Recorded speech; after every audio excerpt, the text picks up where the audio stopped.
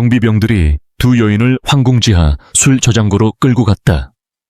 때는 서기 655년 겨울, 당나라의 수도 장안이었다. 며칠 전까지만 해도 황후와 후궁이었던 여인들은 이제 일주일 동안 굶고 머리는 엉망으로 헝클어졌으며 비단옷은 거친 죄수복으로 대체된 죄수 신세였다. 그 다음에 일어난 일은 궁중 사관들에 의해 기록되었다. 그들은 왕조가 나중에 억압하려 했을 사건들까지도 모든 것을 문서로 남겨야 했다. 처형인들은 두 여인을 모두 무릎 꿇게 했다. 그들은 이 목적으로 특별히 벼려진 식칼들을 꺼냈다.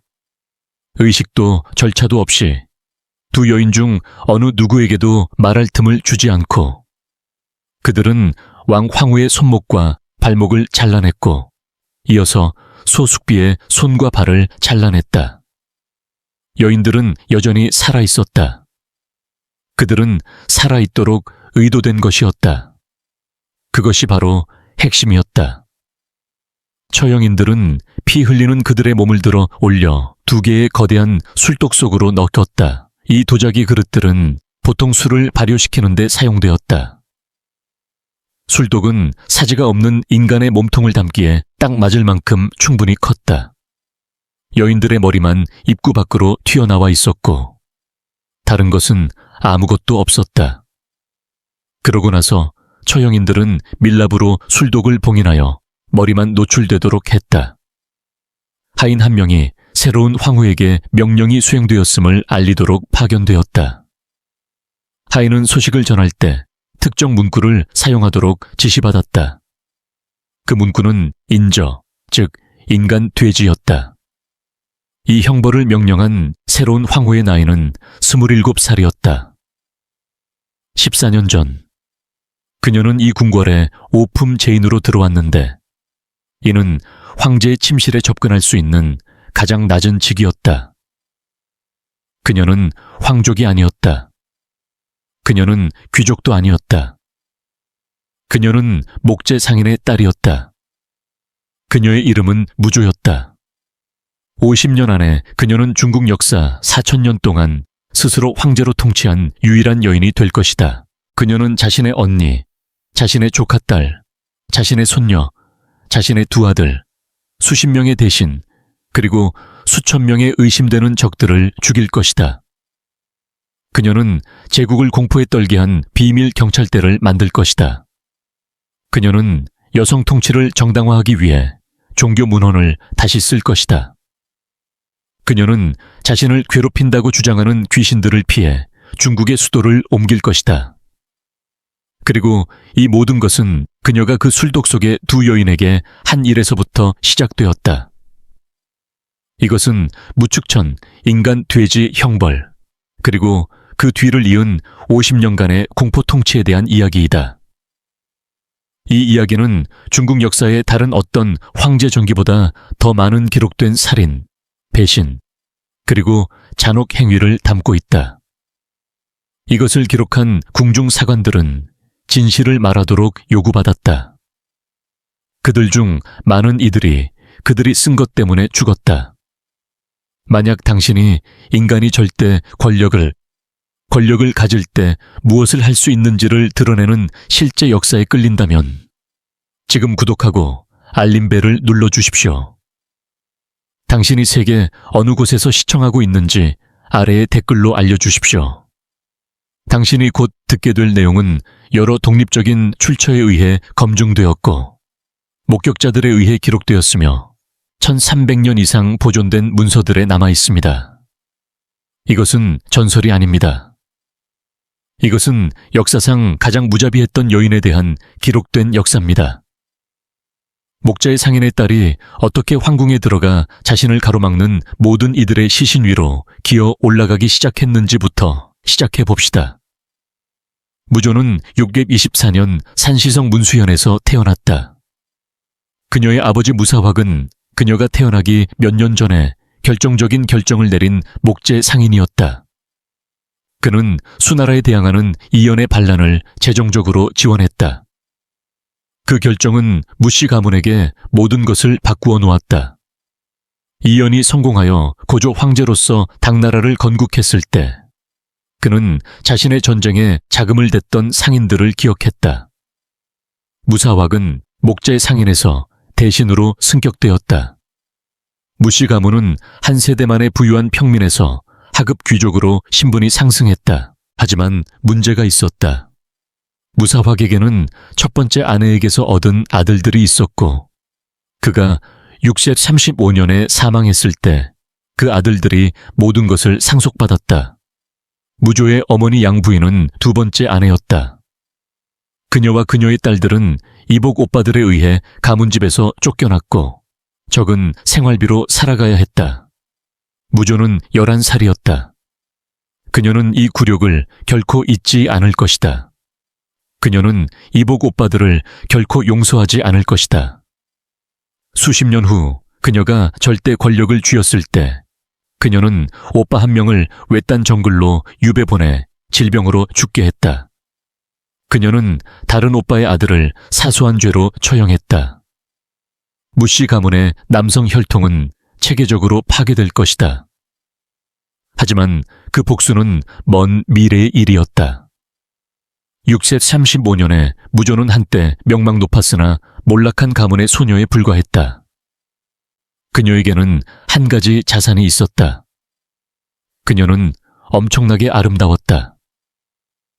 궁중 기록은 그녀를 보름달 같은 얼굴, 시선을 사로잡는 눈, 그리고 그녀가 방에 들어설 때 사람들이 말하는 것을 멈추게 만드는 존재감을 가진 것으로 묘사한다. 6세 37년, 태종 황제는 자신의 후궁에 들어올 아름다운 젊은 여성들을 모집한다는 명령을 내렸다. 무조의 어머니는 기회를 보았다.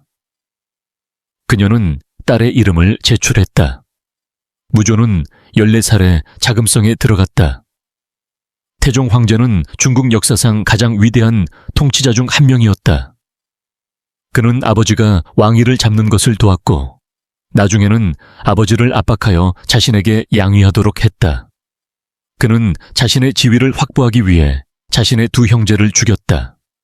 그는 총명하고 무자비했으며 역사가들이 당나라의 황금기라고 부르는 것을 건설하는 데 도움을 준 재능 있는 조언자들로 둘러싸여 있었다. 그는 또한 14살의 무조가 궁궐에 도착했을 때 40살이었다. 황실 후궁은 엄격한 계층 구조로 운영되었다. 맨 위에는 황후가 있었다. 그 아래에는 일품빈 4명이 있었다. 그 아래에는 이품소에 9명이 있었다. 그 아래에는 삼품처벼 27명이 있었다. 그 아래에는 사품미인 81명이 있었다. 무조는 5품 제인이라는 거의 계산되지 않는 가장 낮은 지위로 들어왔다. 이 지위에는 수백 명의 여인들이 있었는데 그들의 주된 기능은 황제가 다양성을 원할 경우를 대비하여 대기하는 것이었다. 이 지위에 대부분의 여인들은 황제와 잠자리를 함께하지 못했다. 그들은 평생을 내궁에서 보내며 잊혀진 채 늙어가고 결코 오지 않는 소환을 기다렸다. 무조는 이 운명을 받아들이기를 거부했다. 역사적 기록은 그녀가 유혹보다는 지성을 통해 태종의 관심을 끌었다는 것을 보여준다. 그녀는 글을 읽고 쓸 줄 알았고 교육을 받았으며 정치와 역사에 대해 논할 수 있었다. 태종은 그녀가 흥미롭다는 것을 알았다. 그는 그녀에게 아름다운 여인이라는 뜻의 미랑이라는 별명을 붙여주었다. 그는 그녀를 가까이에 두었다. 하지만 그는 그녀를 로맨틱하게 총애하지는 않았다. 후궁으로서 12년 동안 무조는 태종의 아이를 낳지 못했다. 이는 그가 그녀를 침실로 거의 또는 전혀 부르지 않았음을 시사한다. 그는 그녀를 동반자로서 소중히 여겼다. 이것은 문제였다. 황실 체제에서 후궁의 힘은 그녀의 자녀에게서 나왔다. 아들을 낳은 후궁은 그 아들이 황제가 되는 것을 볼 수도 있었다. 그러면 그녀는 태후가 될 것이고 이는 제국에서 가장 강력한 지위 중 하나였다. 자녀가 없는 후궁은 미래가 없었다. 무조에게는 시간이 얼마 남지 않았다. 그리고 모든 것을 바꾼 일이 일어났다. 육제 48년 태종이 병에 걸렸다. 그는 50세였고 수십 년 동안 군사작전에 참여했다. 그의 몸은 쇠약해지고 있었다. 황실 의원들은 그를 치료할 수 없었다. 무조는 그의 병중에 간병하도록 배정되었다. 그녀는 몇 달 동안 죽어가는 황제의 침대 곁에서 지켜보고 듣고 배웠다. 그녀는 어떤 대신들이 권력을 가지고 있고 어떤 대신들이 단지 장식적인지 관찰했다. 그녀는 궁중 정치의 약점들을 기억했다. 그녀는 또한 정기적으로 아버지를 방문하는 태종의 9번째 아들 황태자 이치와 마주쳤다. 이치는 21세였다. 그는 온화하고 우유부단했으며 그의 아버지와는 완전히 달랐다. 역사가들은 그를 감정적으로 취약하고 두통에 시달리며 주변의 강한 성격에 지배당하는 인물로 묘사한다. 그는 또한 아버지의 후궁에게 즉시 매료되었다. 태종 황제가 옆방에서 죽어가고 있는 동안 무조와 이치 사이에 정확히 무슨 일이 일어났는지에 대해서는 역사적 기록이 불분명하다. 분명한 것은 태종이 649년에 사망했을 때 무조와 이치가 중국 역사를 재편할 연결고리를 형성했다는 것이다. 하지만 먼저 무조는 다음에 닥칠 일에서 살아남아야 했다. 황제가 사망했을 때 자녀가 없는 후궁들은 불교 승려가 되도록 요구되었다. 그들은 머리를 삭발하고 감업사로 옮겨가서 남은 평생을 죽은 황제의 영혼을 위해 기도하며 보내야 했다. 그들은 결혼이 금지되었다.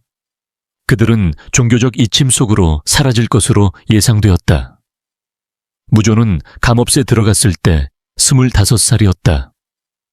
그녀는 궁궐에서 12년을 보냈지만 아무것도 얻지 못했다.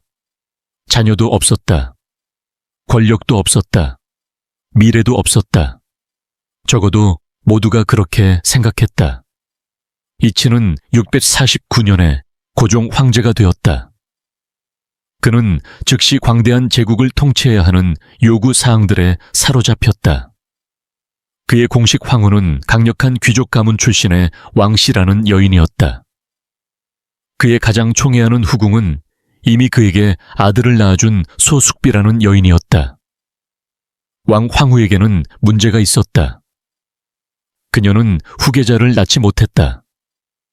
황실 체제에서 이것은 잠재적으로 치명적이었다. 소숙비의 아들이 황태자로 지명된다면 왕 황후는 그녀의 지위, 그녀의 영향력, 심지어 그녀의 목숨까지 잃을 수도 있었다. 왕 황후에게는 동맹이 필요했다. 황제를 소숙비로부터 멀어지게 할 수 있는 사람. 황제의 관심을 분산시키고 어떤 라이벌도 너무 강력해지는 것을 막을 수 있는 사람. 그녀는 사찰로 보내진 전 후궁을 생각했다. 황제가 분명히 매력을 느꼈던 그 여인. 아름답고 똑똑하며 현재는 무력한 그 여인. 왕 황후는 그녀의 인생에서 최악의 결정을 내렸다.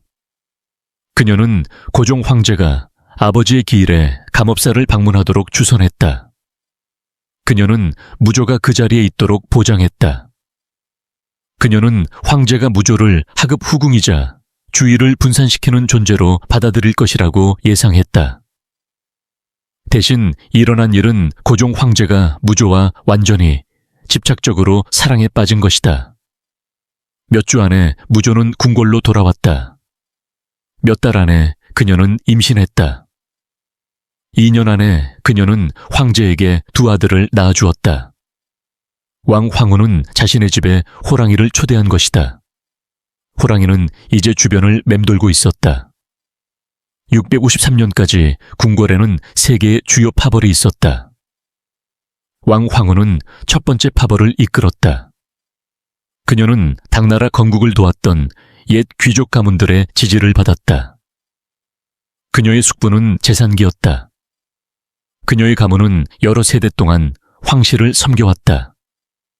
그녀는 정통하고 품이 있었으며 황후가 마땅히 그래야 할 모습이었다.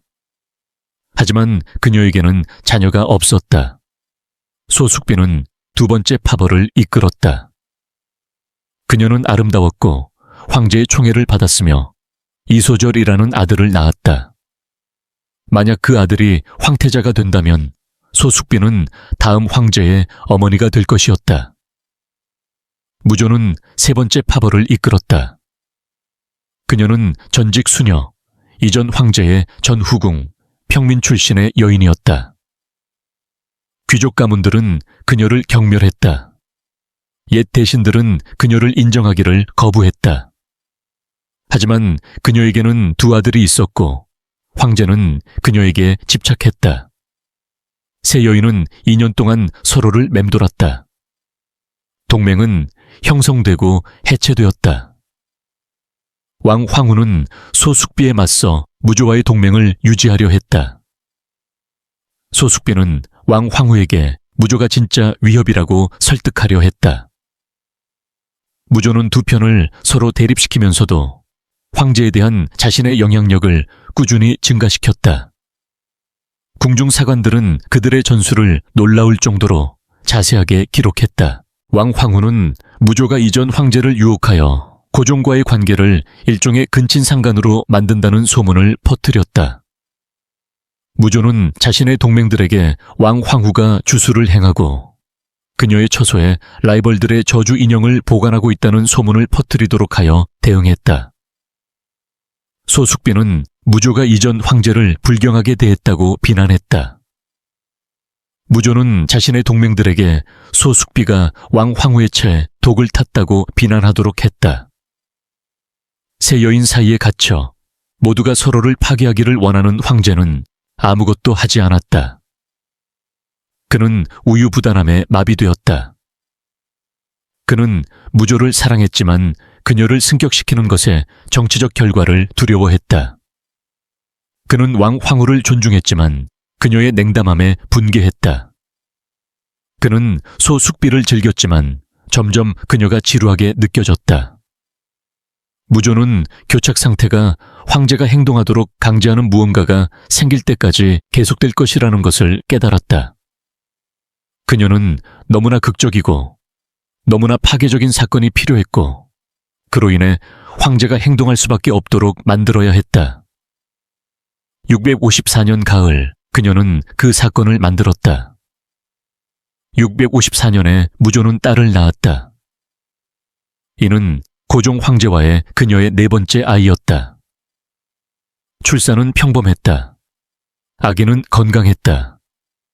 출산 직후 어느 날 오후 왕 황후는 새 아기를 보기 위해 무조의 처소를 방문했다. 이것은 내궁의 여인들 사이에서 예상되는 일상적인 예의 방문이었다. 왕 황후는 아기를 보고 관례적인 축하를 건네고 떠났다. 다음에 무슨 일이 일어났는지는 당신이 어떤 출처를 믿느냐에 달려있다. 수십 년 후에 편찬된 공식적인 당나라 역사에 따르면 다음의 일이 발생했다. 왕 황후가 떠난 직후 무조는 자신의 갓난딸을 목 졸라 죽였다. 그러고 나서 그녀는 담요로 시신을 덮고 기다렸다. 고종 황제가 방문하러 도착했을 때 무조는 담요를 걷어내고 마치 죽은 아기를 처음 발견한 것처럼 행동하며 즉시 왕 황후를 살인죄로 고발했다. 황제는 비통해했다. 그는 방금 딸을 잃었다. 그 딸의 어머니는 황후가 자신의 아이를 죽였다고 비명을 지르고 있었다. 황후는 아기와 단둘이 있었던 마지막 사람이었다. 고종 황제는 무조를 믿었다. 그는 그녀를 믿고 싶었다. 그 비난은 그가 결코 사랑하지 않았던 황후를 제거하고 자신이 집착하는 여인으로 교체할 수 있는 구실을 제공했다. 이제 여기서 역사가들의 의견이 엇갈린다. 일부 현대학자들은 무조가 자신의 딸을 죽이지 않았다고 주장한다. 그들은 그 이야기가 무조의 사후에 그녀의 명예를 더럽힐 충분한 이유가 있었던 역사가들에 의해 쓰인 역사서에 등장한다는 점을 지적한다. 그들은 아기가 자연사했을 수도 있고 무조가 단순히 정치적 목적으로 그 죽음을 이용했을 수도 있다고 제안한다. 다른 학자들은 무조의 이후 행동 양식을 지적한다. 그녀는 통치 기간 내내 다른 가족 구성원들을 살해했음이 입증되었다. 그녀는 자신의 조카를 처형하도록 했다. 그녀는 자신의 손녀를 죽이도록 했다. 그녀는 자신의 두 아들을 죽이라고 명령했다. 만약 그녀가 정치적 이득을 위해 성인 자녀를 기꺼이 죽였다면 왜 갓난아이는 아니겠는가? 진실은 알 수 없다. 기록된 것은 그 결과이다. 고종 황제는 왕 황후의 지위를 박탈하기 위한 공식적인 절차를 시작했다. 옛 대신들은 격렬하게 항의했다.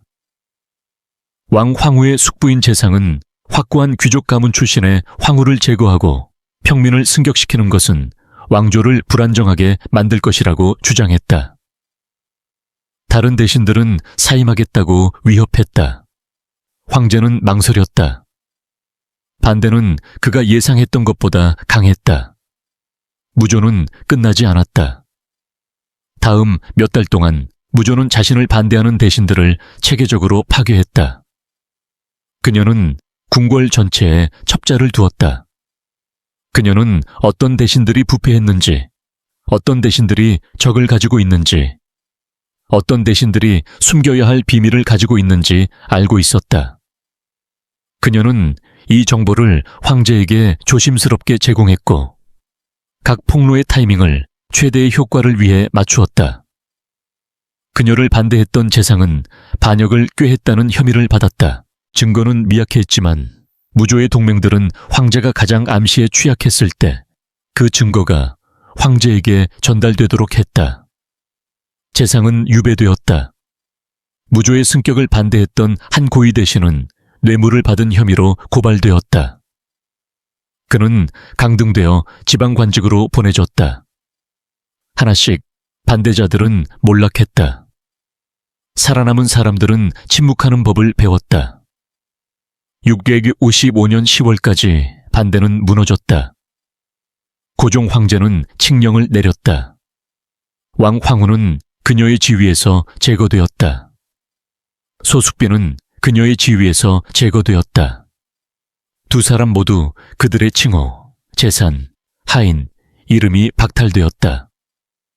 그들은 평민으로 지정되었고 궁궐의 외딴 구역에 투옥되었다.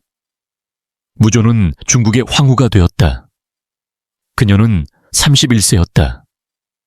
그녀는 목재 상인의 딸에서 오품 제인으로 불명예스러운 수녀에서 제국에서 가장 강력한 여성으로 올라섰다. 그녀에게는 18년이 걸렸다. 하지만 그녀는 만족하지 않았다. 왕 황후와 소숙비는 여전히 살아있었다. 그들은 투옥되었고 무력했으며 무조를 제외한 모두에게 잊혀졌다. 그들은 어떤 정치적 위협도 가하지 않았다. 무조는 그럼에도 불구하고 그들을 죽였다. 빨리도 아니었다. 깨끗하게도 아니었다. 자비롭게도 아니었다. 그녀는 그들을 위해 특별히 한 가지 방법을 고안했는데 이는 최대한의 고통을 최대한의 시간 동안 보장하는 방법이었고 궁궐의 모든 이들에게 자신을 반대하는 자들에게 무슨 일이 일어나는지 보여줄 방법이었다. 그녀는 그것을 인간 돼지라고 불렀다. 이 형벌은 무조가 황후로 승격된 지 몇 주 후인 655년 겨울에 집행되었다. 왕 황후와 소숙비는 감옥에서 궁궐 지하술 저장고로 끌려왔다. 그들은 격리되어 최소한의 식량만 제공받았고 외부 세계와의 접촉은 거부되었다. 그들은 무슨 일이 일어나려는지 알지 못했다. 처형인들은 그들이 완전히 의식이 있는 상태에서 그들의 손과 발을 잘라냈다. 7세기 중국에는 마취제가 존재하지 않았다. 여인들은 절단의 모든 순간을 경험했다. 상처는 과다출혈로 죽는 것을 막기 위해 뜨거운 인두로 찢었다. 처형인들은 특정한 지시를 받았다. 여인들은 가능한 한 오래 생존해야 했다. 그들은 머리가 위로 튀어나오도록 술독에 넣어줬다. 그러고 나서 술독은 술로 채워졌다. 공식적인 설명은 술이 그들을 보존할 것이라는 것이었다. 실제 효과는 술이 지속적으로 그들의 상처에 들어가 시간이 지나도 줄어들지 않는 고통을 유발하는 것이었다. 술독은 봉인되었다. 여인들은 움직일 수 없었다. 그들은 도망칠 수 없었다. 그들은 그저 기다릴 수밖에 없었다. 무조는 그들을 개인적으로 방문했다. 역사적 기록은 그 방문 동안 일어난 일을 보존하고 있다. 무조는 두 술독 앞에 서서 한때 자신의 라이벌이었던 여인들을 바라보았다. 자신을 사찰해서 다시 불러들였고 통제할 수 있다고 생각했던 왕 황후, 황제에게 아들을 낳아주었고 자신의 지위가 안전하다고 생각했던 소 숙비. 무조는 그들에게 할 말이 있는지 물었다. 소 숙비가 말했다. 그녀의 말은 이 일까지도 기록해야 했던 궁중 사관들에 의해 기록되었다. 무조, 너 사악한 마녀. 황제는 너의 계략에 넘어간 어리석은 자이다. 나는 다음 생에는 고양이로 다시 태어나고 너는 쥐로 다시 태어나서 내가 영원히 너의 목을 찢어 죽이기를 바란다. 왕 황후는 침묵했다. 무조는 돌아서서 저장고를 떠났다. 그녀는 여인들이 가능한 한 오래 살아있도록 하라는 명령을 내렸다. 아무도 그들에게 음식, 물 또는 자비를 베풀지 못하도록 경비병들이 배치되었다. 왕 황후가 먼저 죽었다.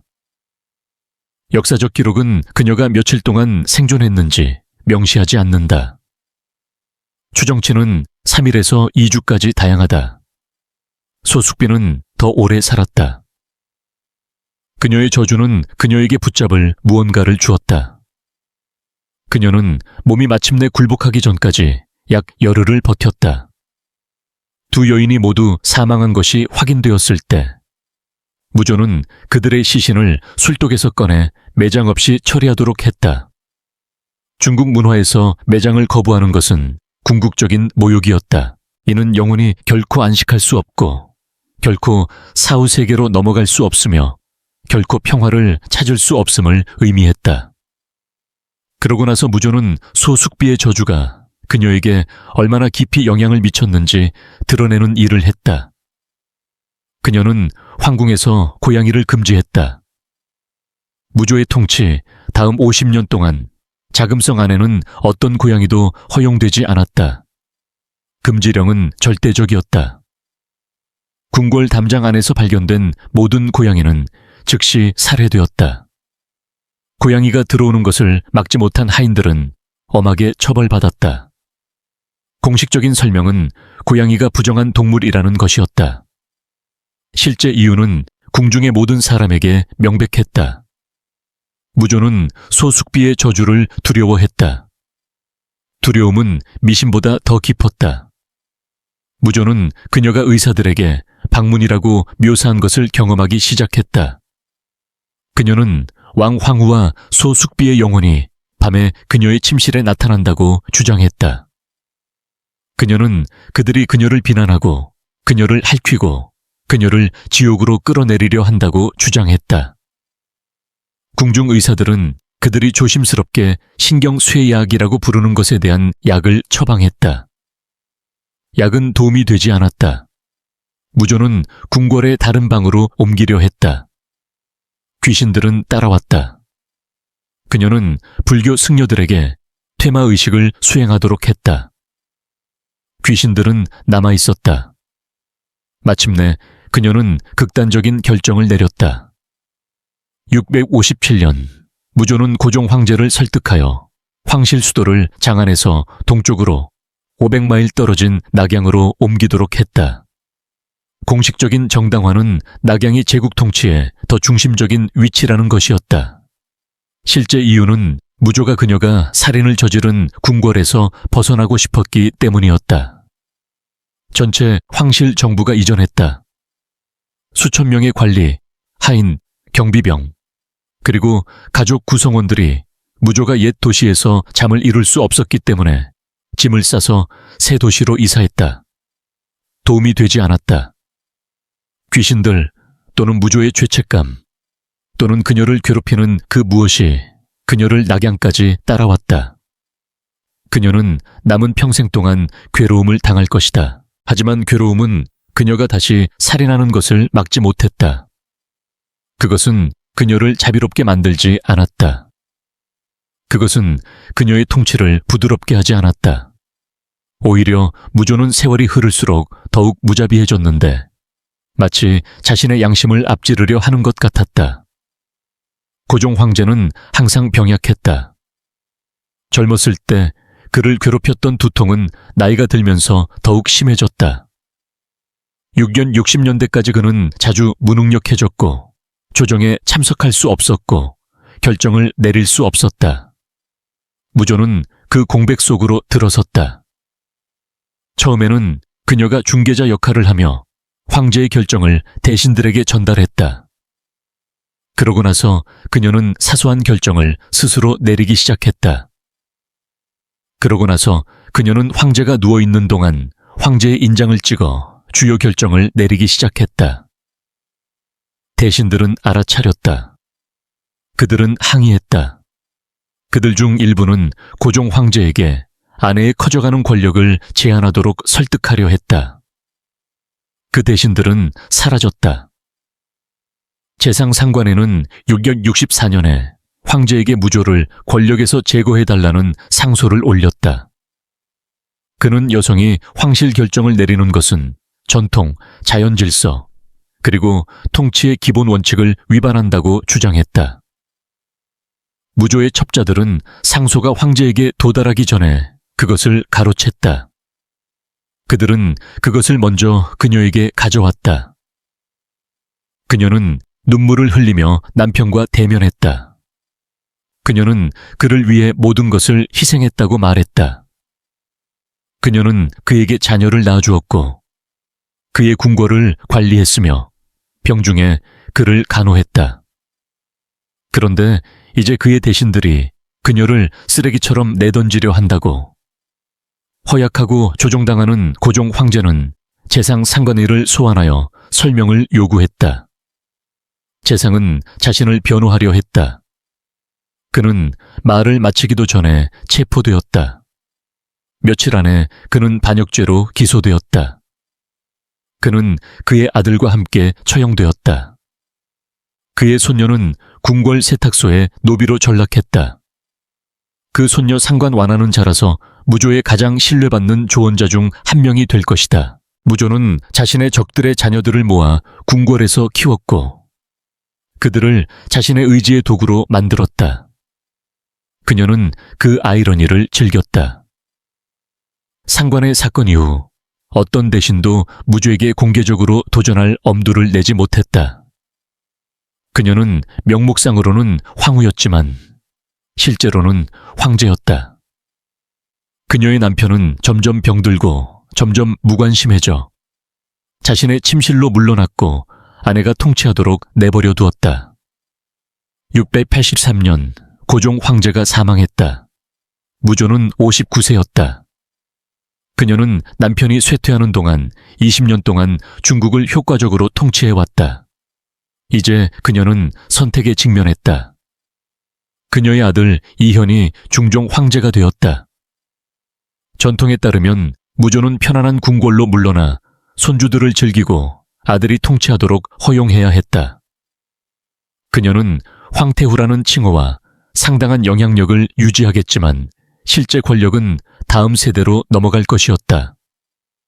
무조는 다른 계획을 가지고 있었다. 아들이 왕위에 오른 지 몇 주 만에 그녀는 그를 폄하하기 시작했다. 그녀는 그의 결정에 반대 명령을 내렸다. 그녀는 공개적으로 그의 임명을 비판했다. 그녀는 조정의 자신, 즉 그녀의 아들이 아닌 자신이 여전히 책임자임을 분명히 했다. 중종 황제는 저항하려 했다. 그는 어머니와 상의 없이 아내의 아버지를 고위 정부 직책에 임명했다. 이것은 사소한 독립 주장으로 어떤 황제라도 내릴 수 있어야 하는 종류의 결정이었다. 무조는 이것을 쿠데타의 정당성으로 이용했다. 684년 아들이 황제가 된 지 54일 만에 무조는 그를 회의에 소환했다. 그가 도착했을 때 그는 어머니에게 충성하는 경비병들에게 둘러싸여 있음을 발견했다. 그는 무능함을 이유로 왕위에서 제거되고 있음을 통보받았다. 그의 남동생 이단이 예종 황제로 즉위했다. 하지만 모두가 예종이 꼭두각시라는 것을 이해했다. 그는 황궁에 사는 것조차 허락되지 않았다. 그는 별도의 구역에 수용되었고 의식을 위해 끌려 나왔으며 실제 통치와는 완전히 격리되었다. 무조는 이제 공개적으로 통치했다. 그녀는 아들에게 조언하는 척하지 않았다. 그녀는 자신의 이름으로 자신의 인장을 사용하여 결정을 내렸다. 그녀는 공식적으로는 황태후였지만 실제로는 황제였다. 하지만 이것으로도 충분하지 않았다. 자신의 지위를 확보하기 위해 그녀는 중국 역사상 가장 무서운 기관인 비밀 경찰대를 만들었다. 이 조직은 가장 악명 높은 국장인 내준신의 이름을 따서 내준신국이라고 불렸다. 그 목적은 간단했다. 무조의 권력을 위협할 수 있는 누구든지 식별하고 체포하고 제거하는 것이었다. 내준신은 전직 하급 관리였으나 자백을 받아내는 재능을 보여 무조의 신임을 얻어 승진했다. 그는 고문이 제대로 적용되면 누구든지 무엇이든 자백하게 만들 수 있다고 믿었다. 그는 중국 전역에서 악명 높은 신문 기술에 대한 매뉴얼을 작성했다. 그 매뉴얼의 제목은 나를 유혹한 경전이었다. 그것은 심리적 조작, 신체적 고문, 그리고 허위 증거 구성을 위한 방법들을 상세히 설명했다. 내준신은 이 매뉴얼을 사용하여 수백 명의 신문관을 훈련시켰다. 그들은 제국 전역으로 퍼져 반역자들을 찾았다. 누구든지 고발될 수 있었다. 대신 장군, 상인, 승려. 익명의 편지 한 통이면 조사를 시작하기에 충분했다. 하인이 우연히 들은 부주의한 말 한마디면 충분했다. 피고인들은 내준신의 방법이 적용되는 특별 감옥으로 끌려왔다. 고문은 유죄를 결정하기 위해서가 아니라 자백을 받아내기 위해 고안되었다. 공모자들의 이름이 요구되었다. 각 이름은 새로운 조사가 되었다. 비난의 네트워크는 기하급수적으로 확장되었다. 역사가들은 무조의 통치 기간 동안 2,000명 이상의 관리가 처형되거나 자살을 강요받았다고 추정한다. 수만 명이 유배되거나 투옥되거나 강등되었다. 한 구성원이 고발되었기 때문에 온 가족이 파괴되었다.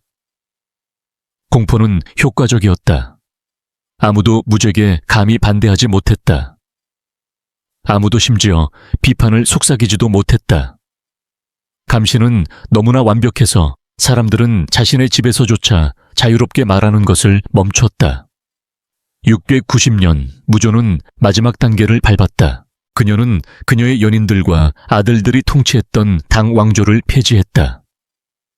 그녀는 스스로 황제로서 주 왕조라는 새로운 왕조를 선포했다. 황후가 아니었다. 황제였다. 그녀는 남성 칭호, 남성 의식, 남성 특권을 채택했다. 그녀는 66세였다. 중국 역사상 어떤 여성도 그녀가 하고 있는 일을 한 적이 없었다. 여성 통치자의 개념은 자연 질서의 위반, 우주의 불가능성으로 간주되었다. 무조는 규칙을 다시 썼다. 그녀는 학자들에게 고대 문헌에서 여성 통치의 선례를 찾도록 의뢰했다. 그들이 찾을 수 없었을 때 그녀는 그들에게 새로운 해석을 만들도록 했다. 불교 문헌은 구원을 가져올 여성 통치자에 대한 예언을 포함하도록 수정되었다. 유교 문헌은 성별을 초월한 예외적인 여성을 허용하도록 재해석되었다. 그녀는 중국 문자 언어에 대한 새로운 글자를 만들었다. 그중 하나는 자신의 이름을 위한 새로운 글자였다. 하늘과 빛을 의미하는 글자들의 조합이었다. 그녀는 더 이상 무조가 아니었다. 그녀는 무축천이었다. 측천은 하늘의 뜻에 따라 통치한다는 의미였다. 숙청에서 살아남은 대신들은 불가피한 것에 절했다. 그들은 그녀를 황제로 불렀다. 그들은 남성 통치자에게 적합한 의식을 수행했다. 그들은 아무 일도 일어나지 않은 척했다. 무축천은 15년 동안 황제로 통치했다. 그녀는 유능했다. 그녀는 과거 제도를 확장하여 재능 있는 평민들이 권력의 지위로 올라갈 수 있도록 했다. 그녀는 국경에서 승리를 거둔 유능한 장군들을 승진시켰다. 그녀는 당 왕조가 건설했던 번영을 유지했다. 그녀는 또한 계속해서 사람들을 죽였다. 무축천의 통치는 그녀의 가족 내에서 이해하기 어려울 정도의 사망자 수를 낳았다. 그녀의 언니는 무축천이 권력을 잡은 직후 미스터리한 상황에서 사망했다. 공식 기록은 사망 원인을 질병으로 돌린다. 현대 역사가들은 독사를 의심한다. 그녀의 언니의 딸인 그녀의 조카딸은 6기대 제10년에 무축천의 명령으로 살해되었다. 조카딸의 죄는 너무 아름답다는 것이었다. 무축천은 고종 황제가 그녀에게 매력을 느낄까봐 두려워했다. 조카딸은 목이 졸려 죽었다. 그녀의 아들 황태자 이용은 6제 75년에 23세의 나이로 갑자기 사망했다.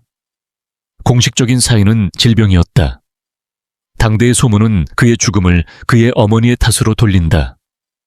이용은 왕 황후와 소숙비의 살아남은 친척들에게 연민을 보인 용서할 수 없는 죄를 저질렀다.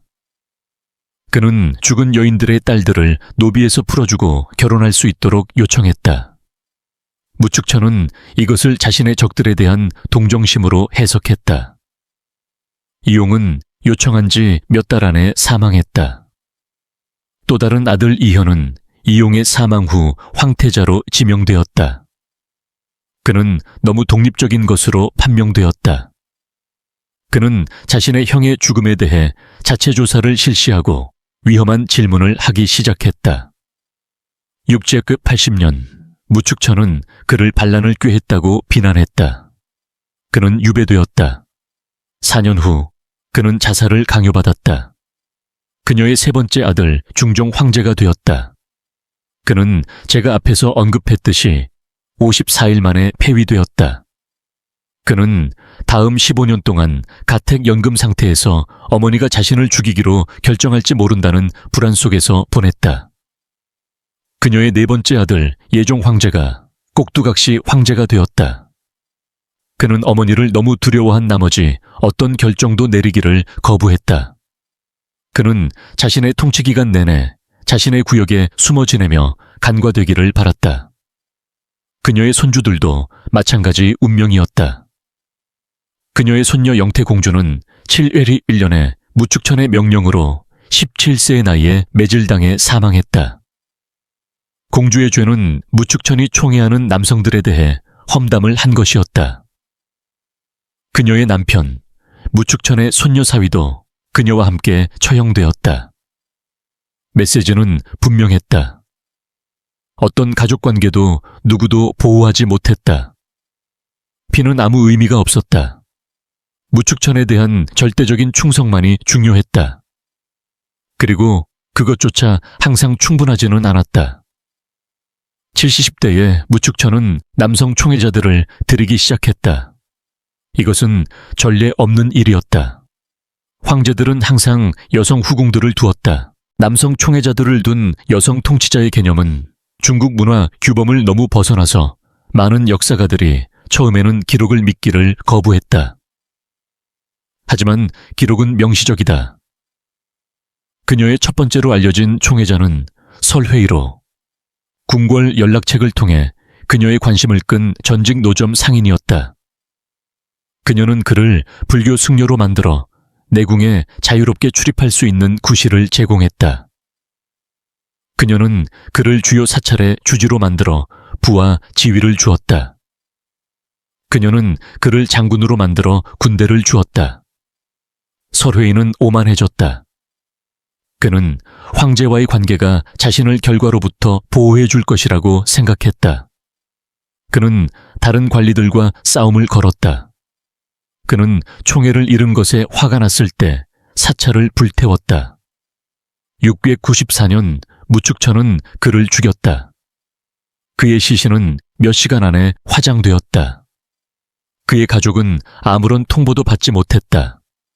그녀의 다음 총애자들은 장혁지와 장창종이라는 두 형제였다. 그들은 젊고 아름다웠으며 설회의보다 훨씬 더 신중했다. 그들은 무축천이 70대 내내 그녀를 섬겼고 그녀의 개인사를 관리하고 방문객을 선별했으며 소문에 따르면 행정 지원을 넘어서는 봉사를 수행했다. 장씨 형제는 막대한 권력을 축적했다. 황제에게 접근하기를 원하는 관리들은 먼저 그들을 거쳐야 했다. 뇌물이 그들의 손으로 흘러 들어갔다. 그들의 친척들은 명문직책을 받았다. 형제들은 탐욕스러워졌다. 그들은 무축천이 죽은 후 자신들이 통치할 것처럼 행동하기 시작했다. 그들은 황태자와 다른 잠재적인 후계자들을 적으로 만들었다. 그들은 자신들의 지위가 안전하다고 생각했다. 그렇지 않았다. 795년까지 무축천은 80세였고 빠르게 쇠약해지고 있었다. 그녀는 자주 병상에 누워 있었다. 그녀는 더 이상 조정에 참석할 수 없었다. 장씨 형제가 그녀에게 접근하는 것을 통제했는데 이는 그들이 사실상 정부를 통제했다는 의미였다. 30년간의 공포에서 살아남은 관리들은 기회를 보았다. 대신 장군 그리고 황실 가족 구성원들의 연합에 의해 쿠데타가 조직되었다. 계획은 간단했다. 궁궐을 습격한다. 장씨 형제를 죽인다. 무축천에게 양위를 강요한다. 당 왕조를 복원한다. 7표급 5년 정월 20날 음모자들은 행동에 나섰다. 무장한 군인들이 궁궐 구역에 진입했다. 그들은 장씨 형제를 그들의 처소에서 발견하고 즉시 죽였다. 그들의 시신은 공공광장으로 끌려가 절단되었다. 그러고 나서 음모자들은 무축천의 침실로 향했다. 그녀는 침대에 누워 있었고 저항하기에는 너무 약했다. 그녀는 자신이 총애하던 사람들이 죽었고 그녀의 아들 전 황제 중종이 왕위에 복귀하고 있음을 통보받았다. 무축천은 장씨 형제가 정말로 죽었는지 물었다. 그들은 죽었다고 확인했다. 그녀는 다른 말을 하지 않았다. 중종 황제는 지난 20년을 보냈던 가택연금 상태에서 끌려왔다. 그는 두 번째로 황제로 즉위했다. 무축천이 만들었던 주 왕조는 폐지되었다. 당 왕조가 복원되었다. 무축천은 별도의 궁궐로 옮겨졌다. 그녀는 황제의 칭호를 박탈당했다. 그녀는 전 황제의 미망인에게 적절한 황태후라는 칭호를 받았다. 그녀는 남은 여생을 은둔하며 보냈다. 그녀는 795년 11월 16일에 사망했다. 그녀는 81세였다. 무축천은 중국 역사상 가장 정교한 무덤 단지 중 하나인 걸릉의 고종 황제와 함께 묻혔다. 이 무덤은 아직 발굴되지 않았다. 그것은 계산할 수 없는 보물을 포함하고 있다고 믿어진다. 무덤 밖에는 두 개의 기념비가 서 있다. 하나는 고종 황제의 업적을 칭송하는 비문으로 덮여 있다.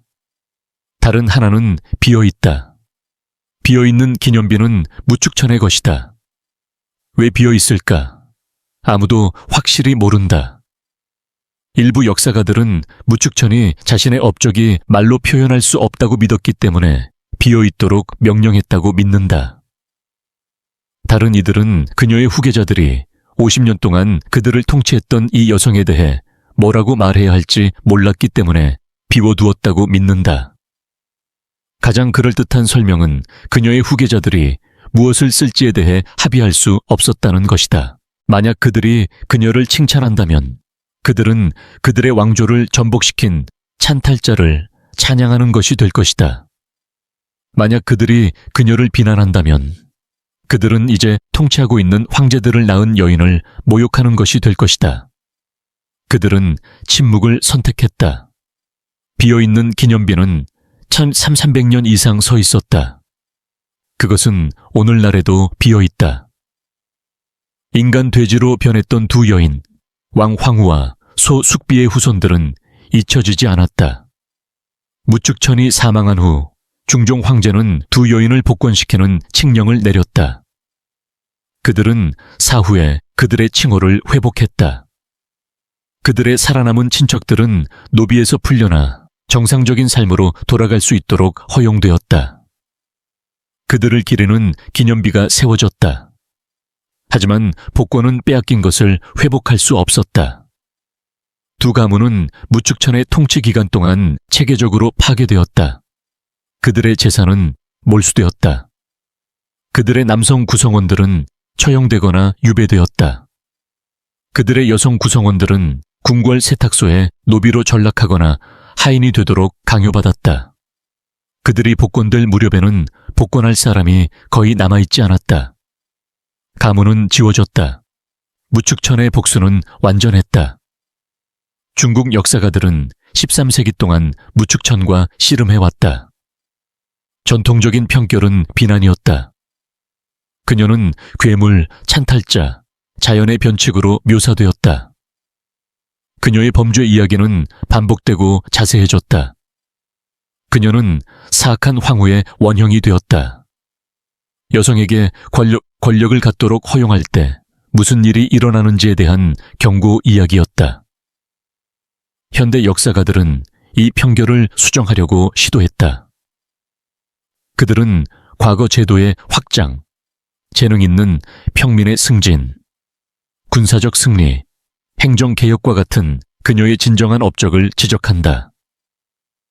그들은 그녀의 부정적인 평판의 대부분이 여성 통치를 받아들일 수 없었던 남성들에 의해 만들어진 선전이라고 주장한다. 두 평결 모두 동시에 맞을 가능성이 높다. 무축천은 진정으로 유능했다. 그녀는 50년 동안 번영하는 제국을 유지했다. 그녀는 귀족주의보다 능력주의를 장려했다. 그녀는 그녀 이전과 이후에 온 많은 남성 황제들보다 더 효과적이었다. 그녀는 또한 진정으로 괴물 같았다. 그녀는 자신의 아이들을 죽였다. 그녀는 수백만 명을 공포에 떨게 한 경찰 국가를 만들었다. 그녀는 1000년 이상 기억되는 너무나 잔혹한 처형 방법을 발명했다. 그녀는 이 두 가지를 동시에 가지고 있었다. 중국 역사상 가장 위대한 여성 통치자이자 모든 성별의 가장 잔인한 폭군 중 한 명이었다. 어쩌면 그 조합이 필요했을지도 모른다.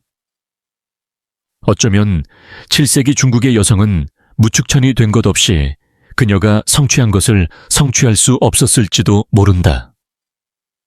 어쩌면 여성에게 권력을 배제한 시스템은 어떤 범죄라도 저지르고 어떤 원칙이라도 희생하고 자신을 가로막는 어떤 생명이라도 파괴할 의지가 있는 사람에 의해서만 정복될 수 있었을지도 모른다. 아니면 그녀는 단순히 자비심을 타고나지 않았고 그녀가 얻은 권력이 그녀 안에 항상 있었던 것을 드러냈을지도 모른다. 55년 겨울 두 여인이 궁궐 지하술 저장고에서 인간 돼지로 변했다. 그들의 손과 발은 절단되었다. 그들의 몸은 술독에 채워졌다. 그들은 그들을 고문하라고 명령한 여인이 그들의 고통을 지켜보기 위해 방문하는 동안 며칠 동안 죽도록 내버려졌다. 그 여인은 무축천이었다. 그녀는 27세였다. 그녀는 목재 상인의 딸에서 최하위 죄인으로 불명예스러운 수녀에서 중국의 황후로 올라섰다. 그녀는 라이벌을 모함하기 위해 자신의 갓난딸을 살해했다고 한다. 그녀는 남편을 조종하여 자신을 반대하는 모든 사람을 파괴하도록 했다. 그녀는 이제 막 시작하고 있었다. 다음 50년 동안 그녀는 자신의 언니, 자신의 조카딸, 자신의 아들들, 자신의 손자, 자신의 손녀를 죽일 것이다. 그녀는 수천 명을 살해한 비밀 경찰대를 만들 것이다. 그녀는 중국 역사 4,000년 동안 유일한 여성 황제가 될 것이다. 그녀는 81세가 될 때까지 통치할 것이다. 그리고 이 모든 것을 통해 그녀는 술독에서 죽어가던 소숙비가 선언한 저주에서 결코 벗어나지 못했다. 그녀는 50년 동안 궁궐에서 고양이를 금지했다. 그녀는 귀신들을 피하기 위해 수도를 500마일이나 옮겼다. 그녀는 결코 도움이 되지 않는 수면제를 복용했다. 그녀는 자신이 인간 돼지로 변하게 한 여인들에게 죽는 날까지 괴로움을 당했다. 그녀의 무덤 밖에 있는 비어있는 비석은 그녀가 받은 유일한 기념비이다. 그녀의 후계자들은 그녀가 어떤 사람이었는지 묘사할 단어를 찾을 수 없었다. 그들은 그 돌을 비워두었고 일부 삶은 요약될 수 없고 일부 유산은 판단될 수 없으며 일부 공포는 어떤 언어로도 표현될 수 없다는 영구적인 인정으로 남겼다. 무축천은 역사상 어떤 여성보다 더 오래 중국을 통치했다. 그녀는 모든 성별의 대부분의 황제들보다 더 많은 사람을 죽였다. 그녀는 여성이 절대 권력을 가질 수 있다는 것을 증명했다. 만약 이 이야기가 가치 있다고 생각하신다면 구독하고 알림벨을 눌러주십시오. 무자비함이 무엇을 의미하는지 안다고 생각하는 누구와도 공유하십시오. 당신이 세계 어느 곳에서 시청하고 있는지 아래에 댓글로 알려주십시오. 다음 비디오에서 뵙겠습니다.